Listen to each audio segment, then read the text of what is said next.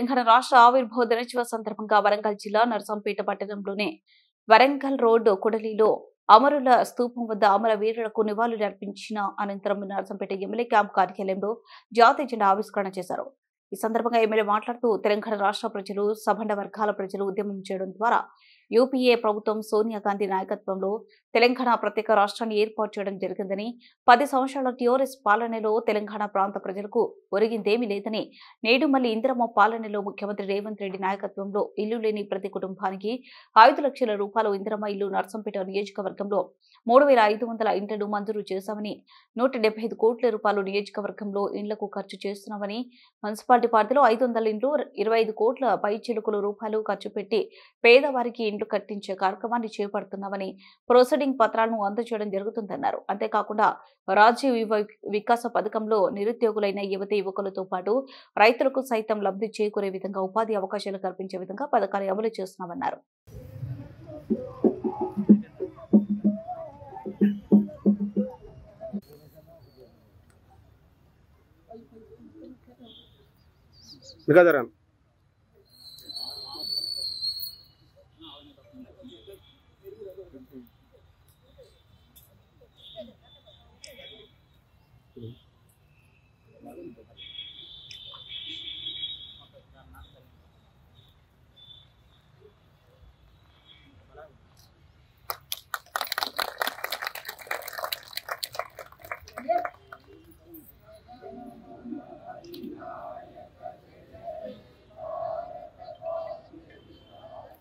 రాజరానా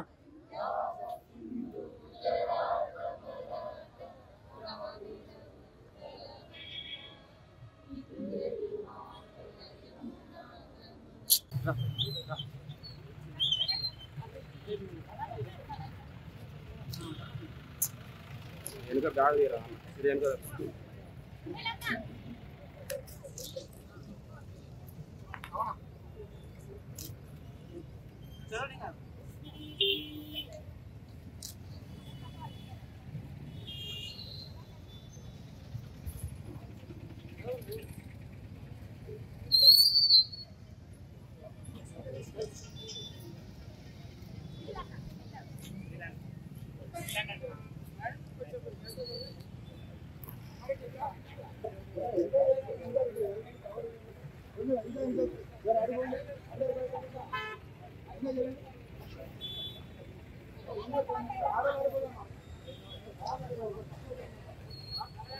జై తెలంగాణ జై తెలంగాణ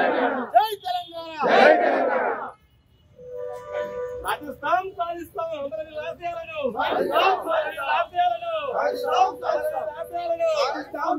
జై కాంగ్రెస్ జై కాంగ్రెస్ జై కాంగ్రెస్ జై కాంగ్రెస్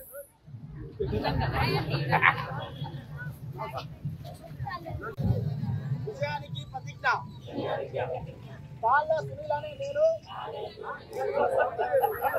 2025 నుండి 10 సెప్టెంబరు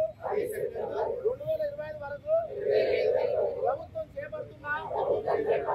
100 రోజుల ప్రణాళికలో పాలు పంచుకుంటున్నాను. ఒక మార్పు అభివృద్ధికి మలుపు నినాదంతో పారిశుద్ధ్యం, మౌలిక సదుపాయాల కల్పన,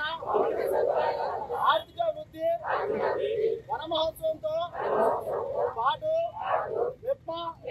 చేపట్టే కార్యక్రమాలలో భాగస్వామ్యం పంచుకుంటాను. మనస వాచ కర్మణ